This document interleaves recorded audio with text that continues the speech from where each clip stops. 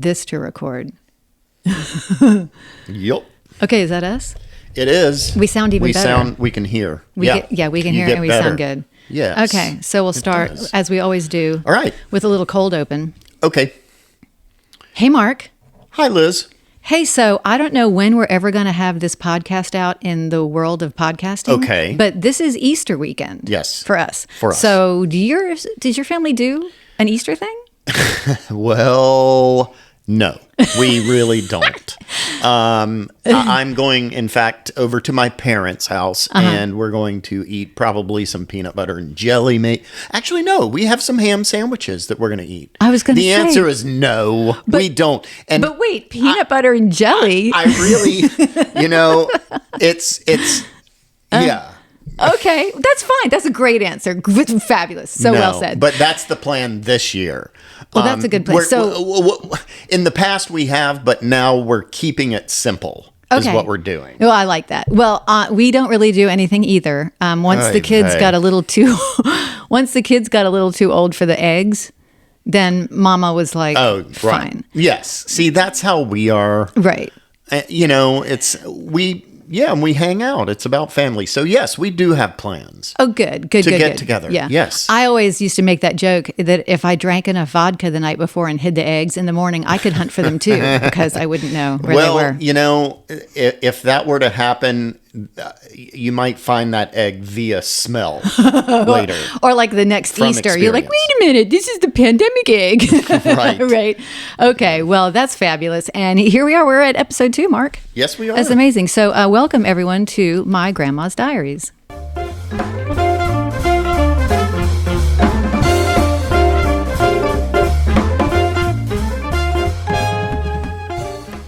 All right, so here we are. So last week, we found ourselves meeting your grandmother, Elizabeth Hartzell, for the first time. Mm-hmm. We've discovered that she was the middle child of 5.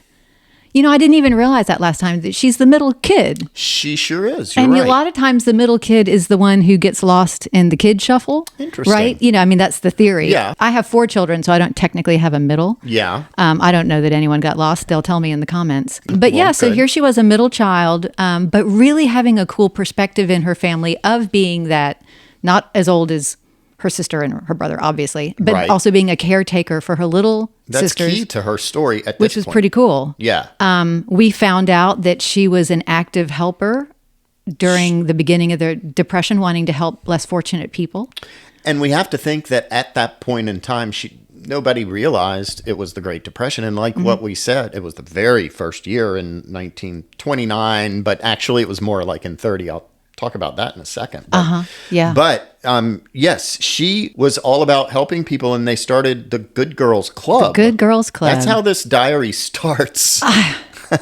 And hopefully how it ends too. I think that's really cool. Yeah. We find out that her father is unemployed and he's in Memphis looking for a job. Yeah. They're in Monticello at this time. Yeah, Monticello. Monticello. It's okay. I say things wrong too. It's all right. They'll tell us. And that once she got out of school for summer, she got a summer job working at a canning factory. Yes. Snipping green beans. And she starts her job at the beginning of June, but by the end of the June, it was closed. It was. And And that's 1931. Correct. And that's when we start seeing these cracks. So we're going to get into that in just a second. Okay. But before we get too far. Yes. Who the heck are us? Who are us? Who are us? So, Mark, tell us a little bit about who you are and what made you want to do this podcast. I am 52 years old. Oh, dang. Is this your Tinder profile? Your age. Am I not supposed to give that out? No, you can say how old you are. I think I'd love it. I'm not saying how old I am. I might. Go for it. I just don't it's care. It's fine. Oh, right. I'm 52, I straight either. up. I was born in 1970. So you do the math, and it equals 52. So as a kid, doing this project made me think back to my childhood. Did it? And how storytelling plays a huge part in this family. And sort of to introduce who I am, I'd like to introduce just in a subtle way, who my grandfather was? Do it. He had... Wait a minute. Which grandfather? This is Elizabeth's husband. Okay. He had a film camera. Oh. When nobody had a film camera. Few people did.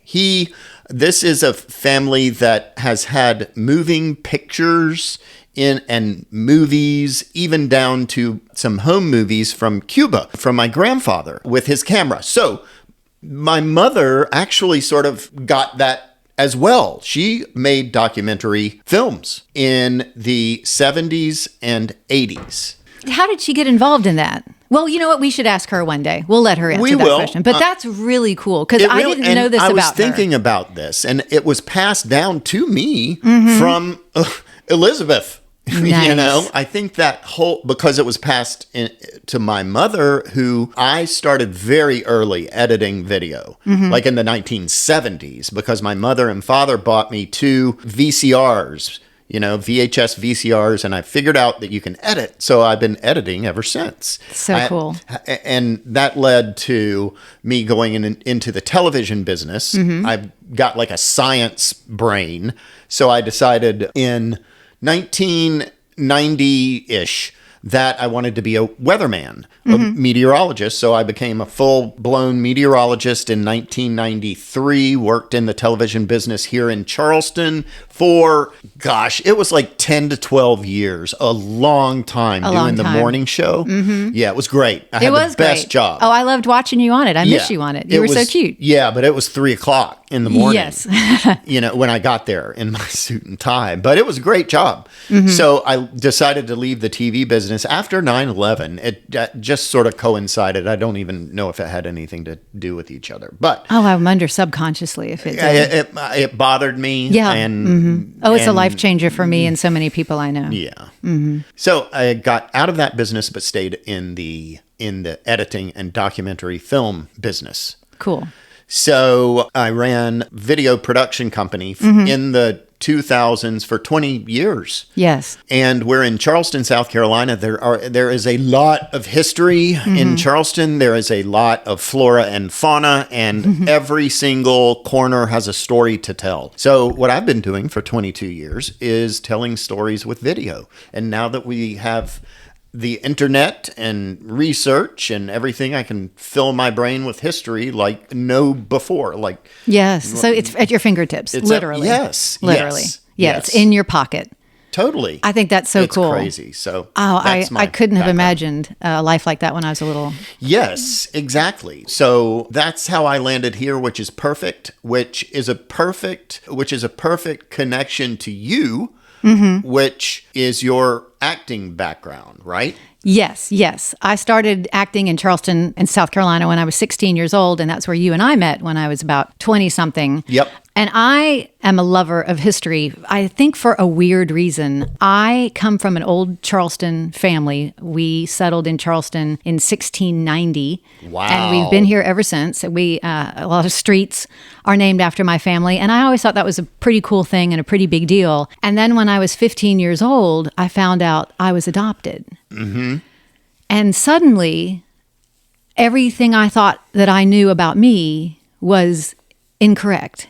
And it was really, it was a real difficult time for me. And then I became really obsessed with who were my parents. And back then, I was 15 in 1985. There was no internet. And there was no access to adoption records. And there was no way that I could dig into something and find answers.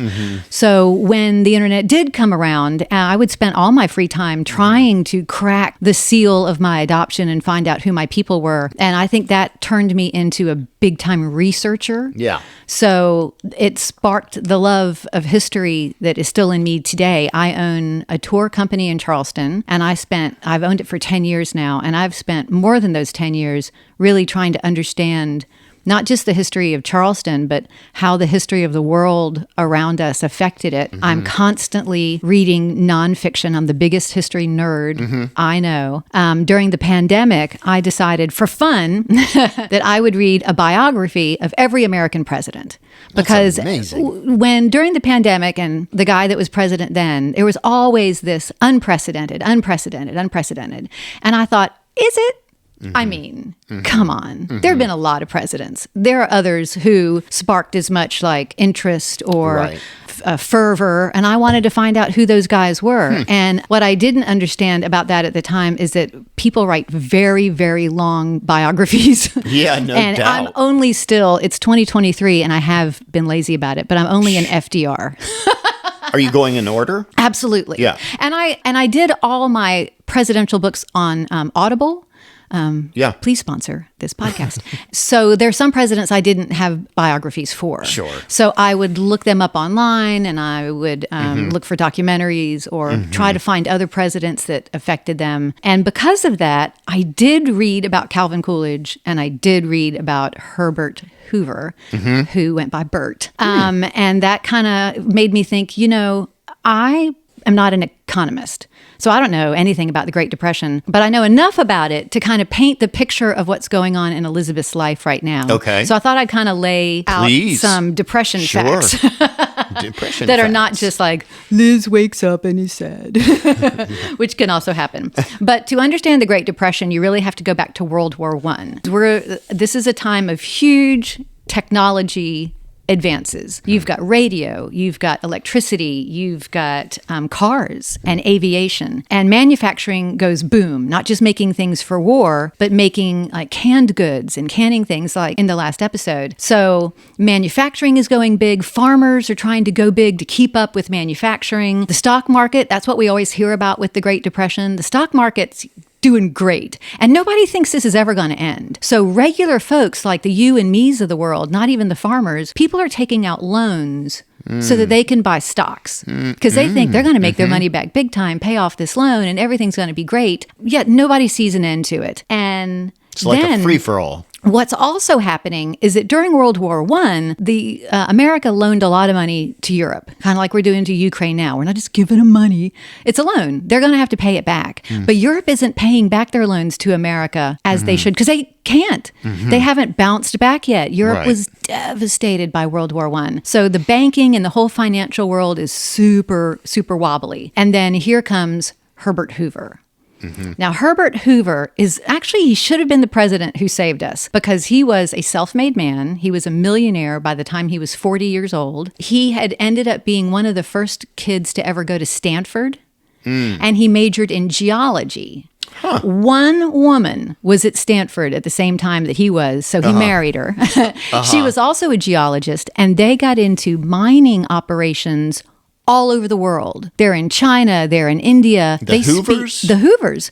And they end up speaking like 8 languages. Really? They would speak to each other in Mandarin when they didn't want anyone to know what they were talking about. Wow. So he was a super self-made, super smart guy. And during World War I, there's a humanitarian crisis going on in Belgium. Poverty, they need food. And he personally starts a mission to send food and aid to Belgium. And at one point, there'll be almost 600 boats under his neutral banner sailing to Europe and Belgium for these humanitarian aids. So that gets the interest of President Wilson, who's president during World War I. And he's like, well, this guy's super smart. I'm going to put him as the head of the Food Administration in my government, which would become the Food and Drug Administration. Okay. And Hoover decides that he doesn't want us to have to ration food because he thinks that's going to freak out America and scare everybody. So he's like, let's become really conservative about food. And he's actually the guy who starts Meatless Monday. Really? Yes. Huh. I mean, wow. We do Meatless Monday. Yeah, probably for a different reason. Well, no, 100% why we do it. But that's where it came from. Interesting. Isn't that kind of cool? Yeah, very cool. Thanks, Herbert. Right. And actually, hoovering, which we think of as vacuuming, hoovering became like the slang for, let's be conservative about our food. So we're hoovering. We're not eating meat on Monday. And he tried to get people to use less lard. I don't know why lard was so important, but maybe because of oil. But anyway, that's all. That was what he contributed. So when it came time for him to run for president, it's, the roaring 20s are going strong. It's 1928 when he's campaigning. He's a great campaigner. He's like, I will eradicate poverty in the United States. He's that guy who said there'll be a chicken in every pot, and he's gangbuster. Promising. And you would think from his past, on paper, he looks really good to help out.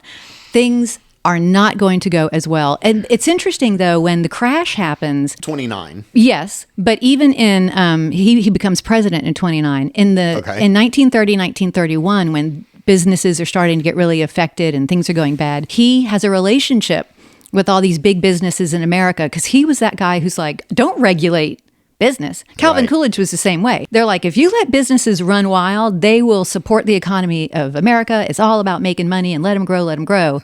So when the Depression is happening, he calls them and he goes, hey, don't fire anybody. Don't cut their salaries. Everything's going to be fine. Don't freak anybody out. And that was probably a real bad decision because people lost even more money. In 1931, 25% of America will be unemployed. That today, our unemployment is 3.5. Amazing. And as high as it got during the pandemic, it was only 8%. Right. So 25% in 1931, which is exactly where we are in the diary right now and where we find Elizabeth in Monticello. Yes. Oh, and can I just say a side note? Of course. After Hoover leaves office, he hates FDR. No doubt. I mean, he spent years just talking about this guy and vilifying this guy, trying so hard to protect his legacy. FDR essentially came in and really, when we're able to look back on the 30s, he came in, and we'll talk about this in Elizabeth's story, because some direct impacts of the WPA affect Elizabeth and her family. It's absolutely. It's wild. But in the Great Depression, even before the stock market crash, right? 1929, stock market boom. Before that, Arkansas was in trouble, and it actually led the nation in per capita indebtedness. Arkansas, because those farmers were taking out those loans. Yes, it was. That's exactly buying why. Equipment. Yep. And of course, Arkansas was like totally an agricultural state. Yeah, that's what it was all about. There were low crop prices ultimately, and that left the farmers, they couldn't pay their taxes. Right. Is what happened. And this is before the stock market crash. Yeah. And the Great Depression, looking back on it, it wasn't like one day there wasn't a depression and the next day there was. Right. So 1929, that's kind of like the start. But I think looking back on it, it wasn't exactly the moment. No. But in 1930, to make things even worse, there was a huge drought across Arkansas. So it was this confluence of events. Really, it wasn't just the Great Depression. It was a confluence of events. It was a perfect storm. Wow. And so even like we're talking a year before Elizabeth starts her diary. And we're talking about gardens, cotton crops being like literally burned in the soil, like the sun burning them. And get this, 1/3 of Arkansas State's population, 1/3 faced starvation at the time. Did you say what year that was? That was 1930. You know what? It's funny because one of the things I just remembered that I knew about Herbert Hoover was that he bailed out the bank before he would send any aid to rural or city people who were starving, which is such a thing because he helped starving people before, but now that he's in charge, he's like, oh, and he was an orphan. So he grew up in poverty. So he probably thought, I pulled myself up. You can pull yourself up. Right. Interesting. Oh, that's interesting. Yeah, so flip-flopping people here. But 1/3 of the state's population faced starvation. Wow. And of course, that becomes very apparent in Elizabeth's story, even in one of the readings that we'll read today. Yes. Is when they first start. What I did in my research is narrowed how the Great Depression, when Elizabeth at 13 years old started the diary in 31, to what was going on in the county that she was living in Monticello. Fabulous. Yes. And so we're talking like the very beginning of the Great Depression. Bank and Trust Company, the bank in Monticello where she lived, it just closed one day. Oh, God. And was liquidated. Everything sold. It was gone. And it had a manager. And sort of the telling sign was that he committed suicide. Oh, no. Because of this. Oh, no. And Some businesses closed, some stayed open. Now we're talking like almost the exact same year that we're in the diary. A lot of farms, they lost their farms, and a lot of the farmers went to Memphis, St. Louis to look for jobs. That's where Dad is right now. Exactly. And that's what happened. Memphis is not Arkansas. No, for You know sure. what I mean? Right. But it's right there. But still, yeah. It's right there. Oh, wow. That's so cool. Well, Yeah. that's fascinating. All right. So as far as Arkansas goes, they were just whammied, Yes. with droughts, even floods and droughts. Like you said, unemployment rate in Arkansas was 25%. Yeah, that's rough. Yeah. And that's where we find Elizabeth right now. Yep. Right now. Right now we do. Once I built a railroad, now it's done. Brother, can you spare a dime? Once I built a tower up to the sun, brick and rivet and lime. Once I built a tower, now it's done. Brother, can you spare a dime? July 31st, 1931. Played cards and paper dolls with Dean and Manna Peacock this morning. Dean got bit by a dog that was bitten by a mad dog, and now she has to take the shots. Okay, what do you know about rabies shots in the 1930s? Well, I know a little something thanks to one of our viewers. What? Yes, Cletus. Oh! I had a picture up when I was editing this. I thought, all right, I'll go back and look at, somebody giving a shot in the 1930s. So I went back and found somebody giving a shot, and it was right in the arm. And Cletus made it known that then rabies shots were given in the belly. Yes, they were. And you want to know So how there you many go. you get? I don't know. Yeah. Because one of my daughter's friends got bitten by a monkey in Mexico. Oh, of course, And like they- all of us. If I had $1. But when she came back, they treated her for rabies just to be on the safe side. So she had a bunch of shots, even in Even 2020, today. whatever the Yeah. year. Okay, so Wow. back then, or maybe even still today, the treatment consisted of 25 injections of rabies vaccine, 3 on the first day, 2 on the second, 2 on the third, and 1 each day after for 18 days in the tummy. No way. Ouch. Ouch. I would have been like, I'll take the rabies. No. I'll just foam at the mouth and Right. yell at my friends. Was this Dean or Helen? Dean. This is Dean. Yeah, Okay, Dean. so Elizabeth's little sister. I wonder if it was like her initial shot. I mean, she was, I guess, in the middle of getting a series of shots. That's crazy. Yeah, I don't know. She doesn't mention when she got him, but yeah, 20. it's awful. And also, I found Manna Peacock. You did, man. Now, this is a great story. Yeah. And Manna was born in Monticello on March 5th of 1921. Oh. So she's more like Younger. Dean's age. Oh. So I think she was Dean's friend.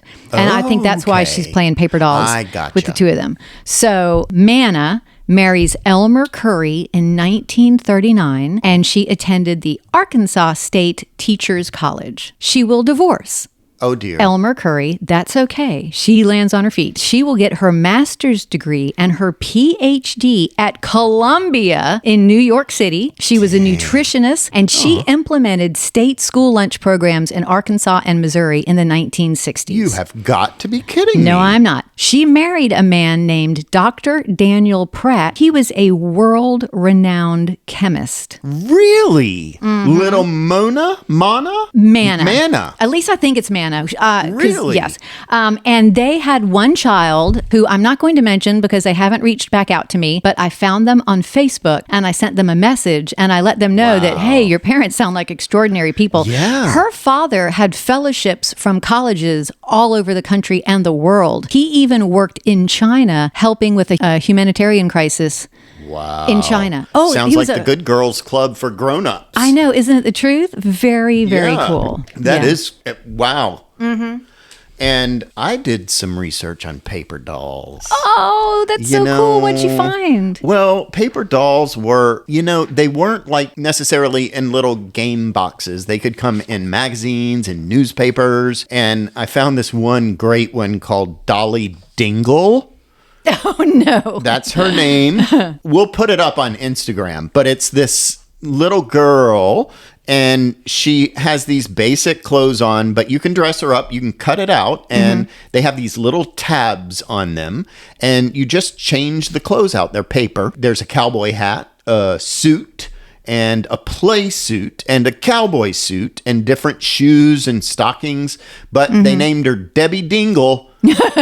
And it's a whole page for kiddies, Kiddies. Oh, I had paper dolls as a little girl. You did? Yeah. And my mother, who was born in 1935, had movie star paper dolls. Cool. So she had Vivian Leigh and Clark Gable, and I don't know who else was popular back then. But the reason that paper dolls were so popular was because of these manufacturing booms, that printing paper dolls was so easy, as well as magazines and things. That's when magazines become super popular, and catalogs. Yep. Because they can zip these things out. You got it. Way to go, They were manufacturing. cheap. Yeah. Elizabeth, you can just see them all playing, these paper dolls. Oh, I mean, in your head, you can see them. I can see it because I did it. Yeah. I can remember taking my shoebox of paper dolls over to my little best friend's house, and we would lay them all down around her room, and we put the doll on top of all their little clothes, and then we'd act out little plays, and our paper dolls would be in different outfits. I had Marie Antoinette paper dolls. Cool. I can't remember who. I know I had Barbie paper dolls, but yeah, it was pretty cool, right? Huh. Paper dolls. Who knew? Yeah.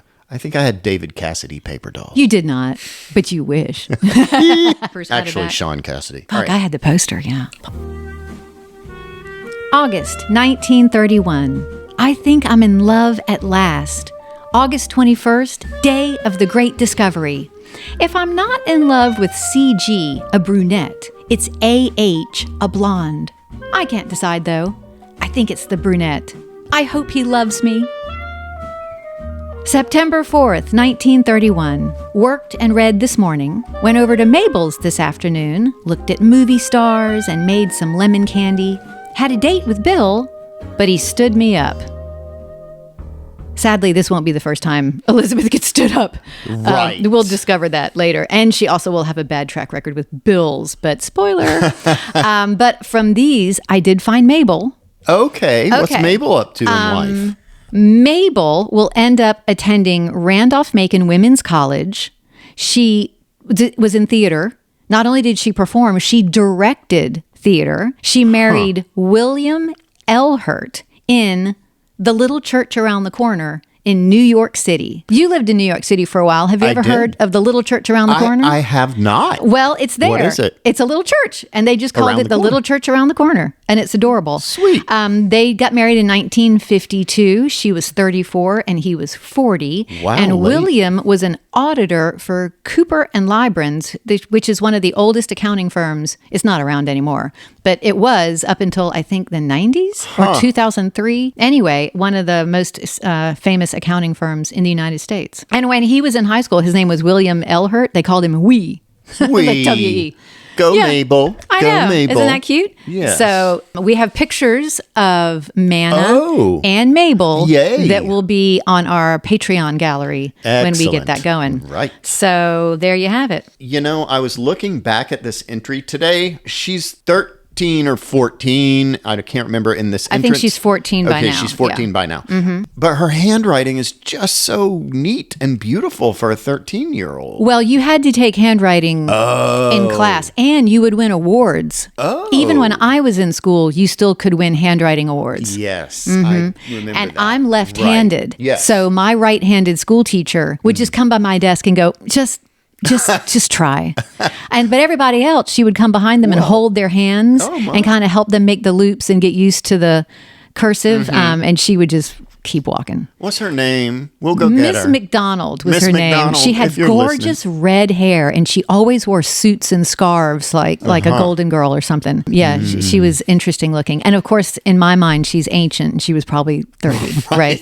Right. Yeah. My mom was the same way about my left-handedness because my mother was a beautiful seamstress and sewer, and she made all my clothes until I was about 12. And I would beg her to teach me how to sew, and she would go, "Oh, Elizabeth, I don't know how to teach a left-handed person." Well, I can understand you just that show to me, some and degree. I'll mimic Right, you right. with my left hand. But I found that was true of my mother of many things. It's a very Southern woman thing, not to say you won't do it, but to say you can't. And it's so much more polite. Oh, I can. Right. Instead of, I wouldn't do that if you paid me good money. Right. Right. All right, Go cool. get the mail. So I can. September 7th, 1931. School started today, went from 9 until 12. I have 3 teachers and 4 subjects: English, history, Latin, and geometry. I'm a sophomore. I'm the only girl in our class taking history. October 12th, 1931. Went to school all day, came home and fooled around, studied tonight until the lights burned out. Then I walked up the street with Mother.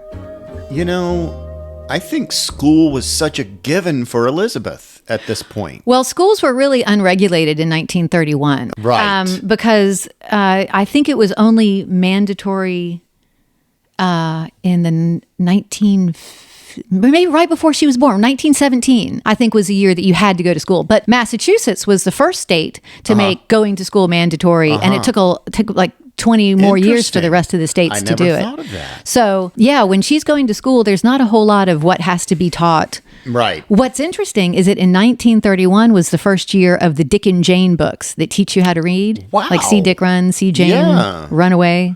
Yeah. And in 1930, and I'm amazed we don't come across this, and this is a side, we're going to, I'm getting off topic, but we'll come back, I promise. Nancy Drew books started in 1930. Okay. And I found out yesterday when I was researching for this podcast, Carolyn Keene isn't a person. Who's... Carolyn Keene wrote all the Nancy Drew books, but she's not a person. She's a pseudonym for all the women who wrote Nancy Drew books. They would pick an author, some rando, and they'd give them $125, which sounds like a lot of money in 1932 to me. And they wrote the Nancy Drew books. So it was a different author every time. That is weird. Now it makes sense because they were still publishing Nancy Drew books in the 1980s. I'm like, that woman is very prolific. She started awfully young. So yeah, anyway, but that's my off-topic thing. But Dick and Jane books in 1931. How interesting. And so that's what Dean and Helen would be learning to read on. Yes. But not Elizabeth. She had gone into older books, right? I guess. I mean, she's 14. So. And when she reads, she does it by like oil lamp. It was a development in the oil lamp which provided the first really cheap and universal method of efficient lighting. It isn't easy for us to realize what a difference this made in the simple household. Only when she's writing this diary entry, only 2.1% of Arkansas farms had electricity. We're talking about farms. Now, yeah, she is in a city, but still. Right, but still that gives you an idea. And I think that, how she often studies or reads until the oil lamp burns out. I think they were probably rationing their oil at the time for the oil lamp. Probably. I'm sure it was expensive. Right. And clearly they couldn't, even if they had electricity in whatever apartment, house, whatever they're living in now, probably didn't turn it on. Exactly. I mean, in earlier entries, she is talking about how cold she is. Right. And so these were actually dangerous. It was kerosene, lamp oil, olive oil you could even do these with. Really? Yeah. And animal fat, like lard. So maybe, like you were saying before, maybe there was some sort of rein-in on lard. Oh, yeah, there was. I mean, during World War Right, I. you said, yeah, right. Isn't that interesting? And imagine it had to be well ventilated because everything was either candle or oil or fire, for warmth or right. light. Fires are a huge part of the growing of America. even once electricity happens. I can remember watching the first episode of Downton Abbey, which takes place right when the Titanic sinks. So what is that, 1912? Okay. And they're getting electricity in Downton Abbey. And the old matriarch, the dowager, is like, oh, this is terrible. It's going to burn the whole house down. She's terrified of it. She hates it. So I can imagine a lot of people were. Well, I'm sure they were when it came in. And actually, this is some fun stuff, that there was a concerted effort to electrify Arkansas in 1936, and it was part of what was called the REA. It was a huge deal. Is that one of Roosevelt's things? Yep. Oh, cool. It was called the REA, totally important, the Rural Electrification Administration. It was part of the New Deal, and it was specifically for these farmers. And what it did, it provided a 25-year loan at 3% interest for constructing power lines in rural areas. It electrified the farms. Isn't that interesting? That is interesting. And overall, what the officials believed was that this would just like improve incomes of farms and raise standards.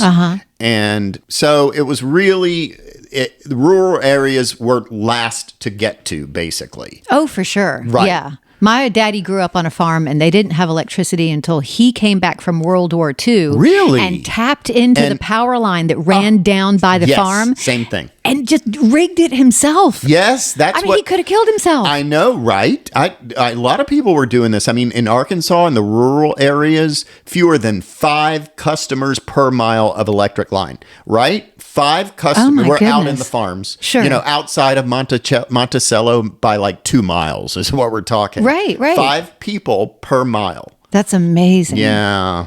Gosh. Yeah, so Rural Electrification Administration. Thank you. Yeah.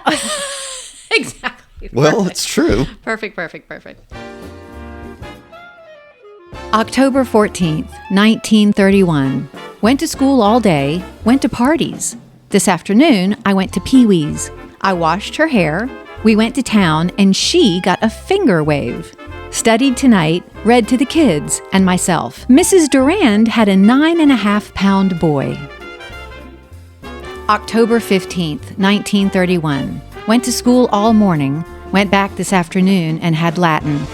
Everything was topsy-turvy because of the 2 deaths, Mrs. Williamson and the Durand baby.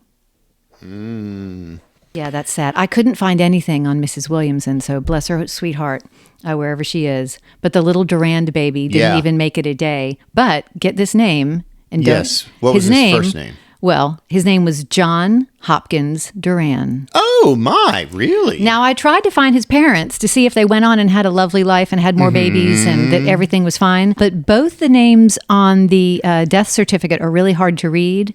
And the father listed just his name as M.J. Durand, and he says that he was born in Louisiana. So I searched Louisiana, I searched Arkansas, I searched Missouri. I never could find this family. And I couldn't even read her name, but it looked like it was a Swedish name or a German name. Durand? No, her maiden name. I gotcha. Yeah, they always put a maiden name. Right. But although we didn't know his name until right this second, yes, you found his grave. I did, through Ancestry.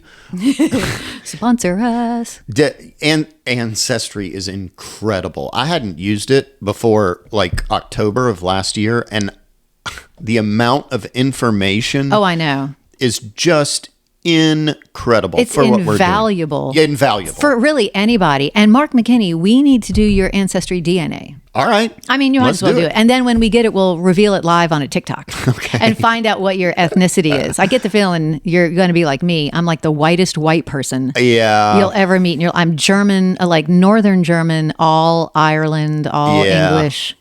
I mean, I'm just as white as I could be. But I did it to help find my family. Right. Right. Well, we did find the Durand baby. Who was indeed 9.5 pounds. That's a lot, right? That's a big baby. Yeah, right. Yeah. We found his grave at Grave. Tell us about it. Well, it was really odd because, a lot of these grave sites have just the regular tomb headstones.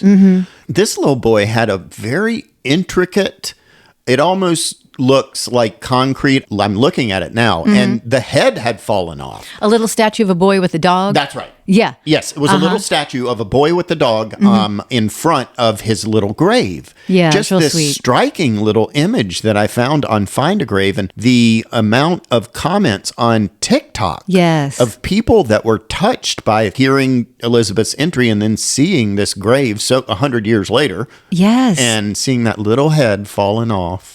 I know. I'll it was bet so somebody, sad. hopefully one of our viewers went by there and picked it up. Tell me the name of the cemetery. Oakland Cemetery. Oakland Cemetery in Monticello, Arkansas. All right, somebody who lives there, Yeah. go there and take some Gorilla Glue with you and fix his little head. It's true. And honor that little Durand baby. Yeah, it's Bless on- his sweet little heart. My grandmother died giving birth to my mother, my adopted mother.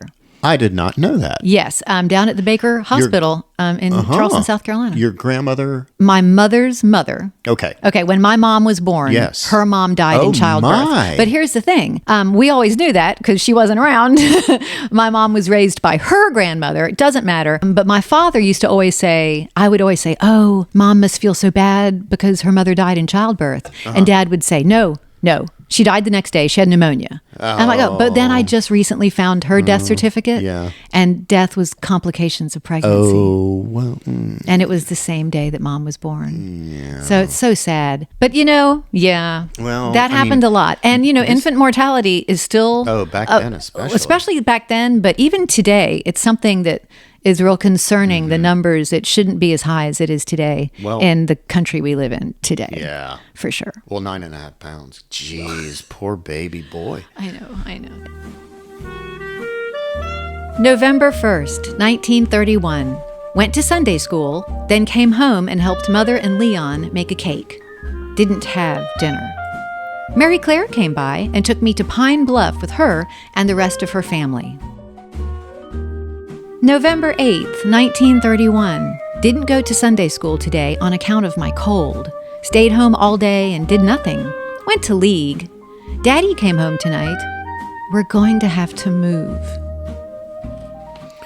So, as we heard in the last podcast, right, the dad, Louis, had written this letter to his father a couple of years prior to this. Her dad had been looking for a job for years. Well, he had briefly found that one with the tie company in Monticello. Yep. So it looks like he's been there for a couple of years, but at the beginning of the diary, I think he's already out of work. Right. And it's taken all this time now for it to be so desperate. But when I first read it, I thought, oh, they're moving. He got a job. Yes. But it turns out he doesn't have a job. They're moving to Bell, Missouri, where her mother's parents live. Yes. So in the next episode, we're going to meet the Underwoods, Elizabeth's maternal grandparents. We're going to start seeing what her life will look like in Bell, Missouri. Will things get better? How long will they be able to stay with the grandparents? Well, guess what? You can find out next week. It's interesting stuff. And It is. Bell was 390 miles from Monticello, and it's in Missouri. It has its own, the Underwoods have their own great story. They do. You give us a teaser. Tell me a little quick something about your grandfather. Great-grandfather. Is that what It should be a great-grandfather. Great-grandfather. Yes. Was my great-great, right? So Elizabeth is your your great-great.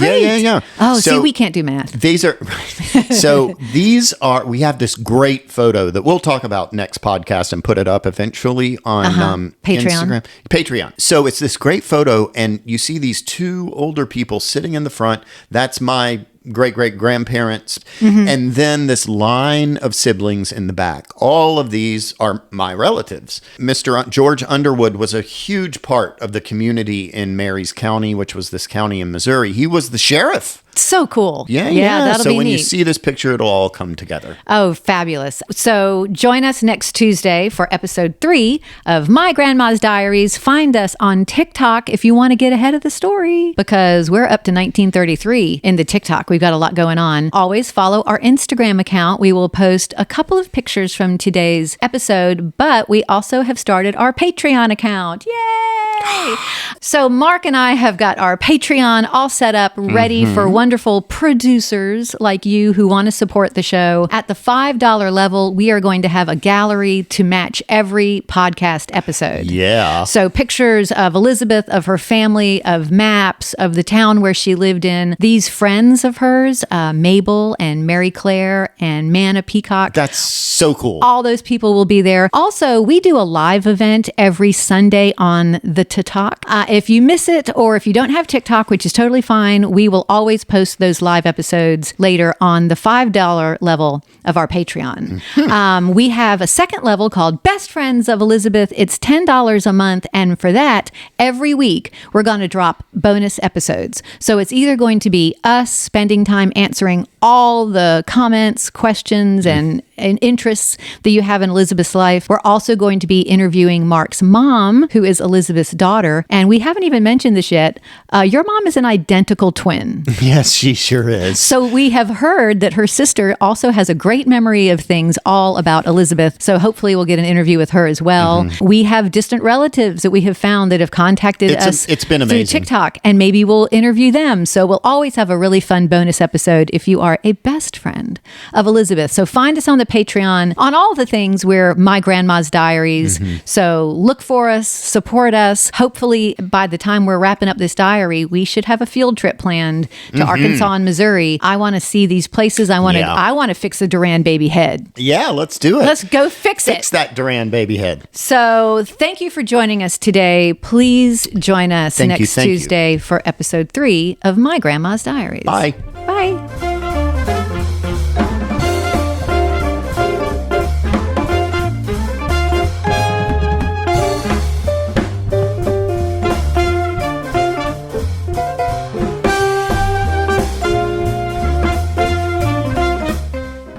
That was cute. That rocked.